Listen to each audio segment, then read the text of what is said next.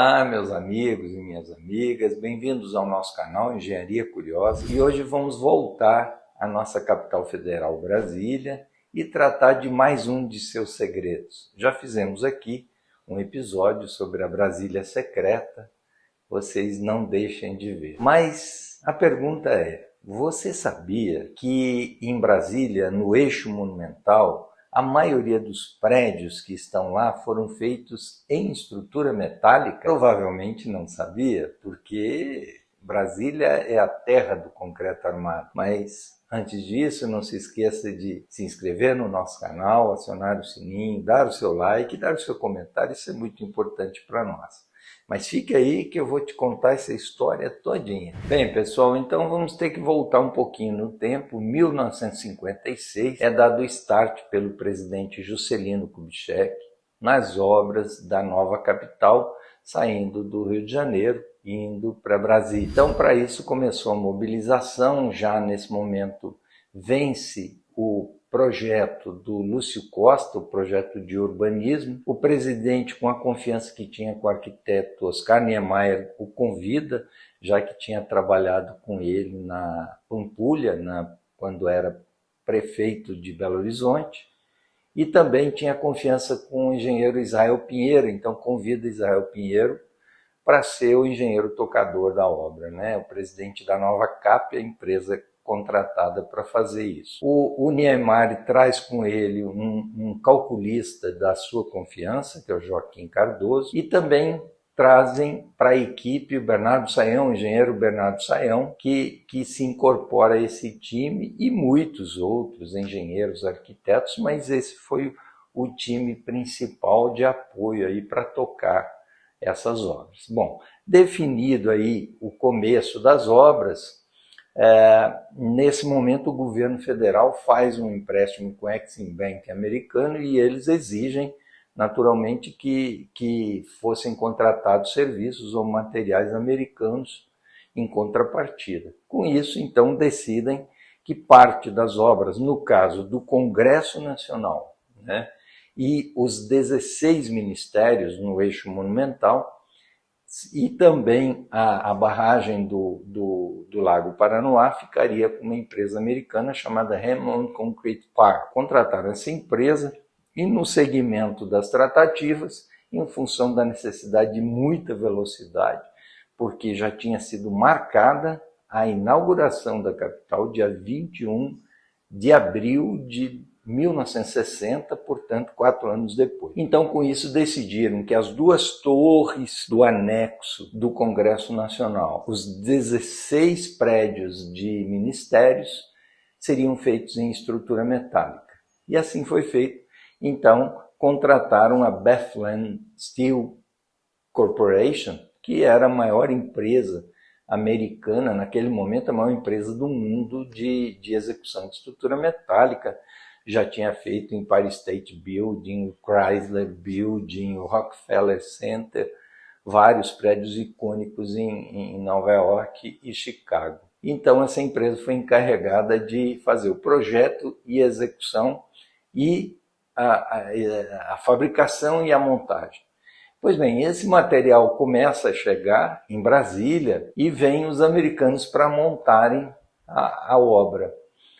Pois bem, mas eles gastaram 4 meses para montar o seu canteiro, ali na Vila Planalto, hoje chamado Vila Planalto, que fica próximo ali entre o Palácio da Alvorada e o Palácio do Planalto. Porém, quando Israel Pinheiro vê essa situação, chutou o balde, chamou a diretoria deles e falou: ó, não quero saber mais, porque já tinha muito material depositado ali na esplanada, onde é o gramado, né, lotado de materiais e nada de montar. Aí o Israel Pinheiro falou: não quero mais, pode mandar os americanos embora. E tem mais, quantos prédios já estão depositados aqui? São 9 de 16, então fica os 9, cancela os outros 7 prédios. Nós vamos inaugurar só com 9 ministérios e vamos inaugurar na data que o presidente pediu. E assim ele encarou esse desafio. É claro que isso foi um baque para a obra, porque depois foram ver que os brasileiros não tinham a tecnologia, principalmente da fixação das peças, que eram todas ainda na tecnologia de rebites que tinham que ficar incandescentes, usar uma máquina, usar marretas, e tudo isso, então, os brasileiros tiveram que aprender na marra. Isso quem conta, por exemplo, é o Lelé, o João Figueiras Lima, um dos maiores arquitetos que o Brasil já teve, hoje falecido, e na época recém-formado, e estava já trabalhando nessa obra. Também quem me contou a história foi o Dr. Osório Adriano Filho, dono da Brasal em Brasília, que na época recém tinha formado nos Estados Unidos e veio estagiar nessa obra, e comenta como eram feitas as obras, como eram feitas essas montagens, meio que aprendendo na marra e fazendo os rebites. Então se fazia os rebites no térreo, encandecia no térreo e ia jogando de andar por andar, cada 2 andares o colaborador ia pegando e jogando para cima até chegar no local de aplicação. Como eles faziam isso muito à noite, por causa do calor,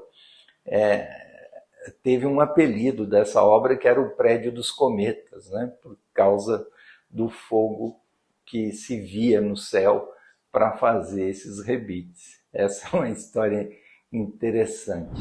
Bem, sob o ponto de vista técnico, os prédios dos ministérios eram prédios quadradinhos de 9 pavimentos, não tinham grande dificuldade técnica. Porém, as 2 torres gêmeas do Congresso eram muito complexas para a época. Porque, por exemplo, ele tinha uma esbeltez muito grande. Quer dizer, ele tinha 100 metros de altura por 10 de largura, então você tinha uma proporção de 1 para 10, já na época já se caracterizando como um pencil building, quer dizer, um prédio extremamente esbelto. E aí eles resolvem isso na questão da engenharia, ligando os 2 prédios. Então, se você perceber, indo fazer a visita, você vai ver que no 14º, 5º e 16º andares, os 2 prédios são interligados, né? E isso deu uma estabilidade para o prédio. Outra coisa interessante dessas 2 torres é que pouca gente percebe que os 2 prédios eles têm uma convexidade na parte interna. Então, você tem 10 metros de largura nas bordas e no centro do prédio tem 12,5 metros. Pouca gente percebe isso, mesmo estando lá, tirando fotos. Os prédios não são retangulares. Eles têm essa concavidade, essa protuberância para fora, que resolveu uma questão aí bem interessante, aí, as soluções arquitetônicas com essa protuberância. Então, o prédio ele tem essa complexidade aí que foi resolvida na época.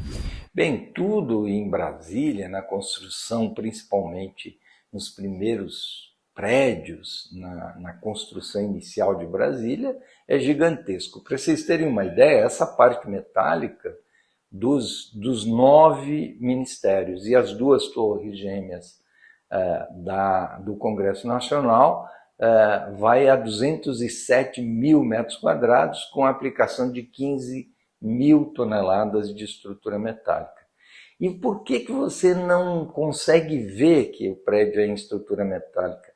Porque ele foi todo revestido com concreto, os pilares revestidos em concreto, foi feito uma laje de forro em concreto. Então existe um caixão perdido em todos esses prédios, um caixão perdido onde a estrutura metálica está lá, protegida. No caso, na época, essa foi a solução dada para proteção contra o fogo, e é por isso que ninguém consegue ver que o prédio, todos esses prédios são feitos em estrutura metálica. Agora, tem um aspecto interessante, que essa história da mudança da capital não foi coisa tranquila.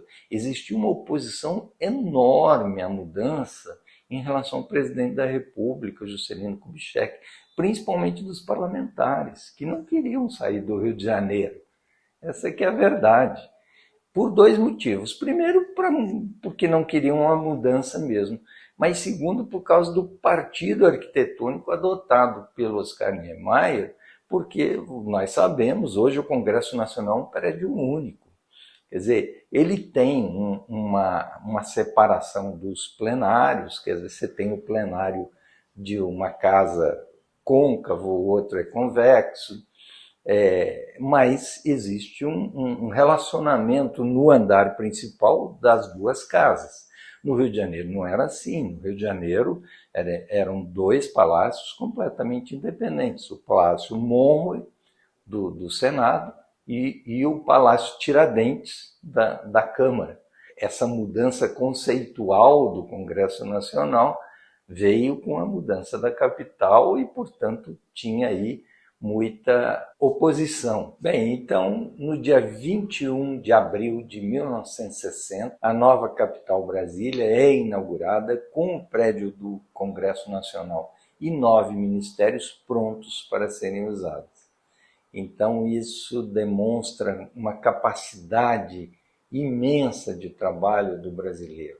Esse aspecto, né, de como foi construído Brasília mostra a capacidade empreendedora do brasileiro, desde os engenheiros, arquitetos, desde o presidente da República, até os candangos, o pessoal mais simples que veio de várias partes do país para poder ajudar na construção de Brasília e trabalharam incansavelmente, muitos com jornadas exaustivas, de dia, de noite, trabalho pesado, e eles conseguiram fazer acontecer. Em 4 anos construíram uma cidade.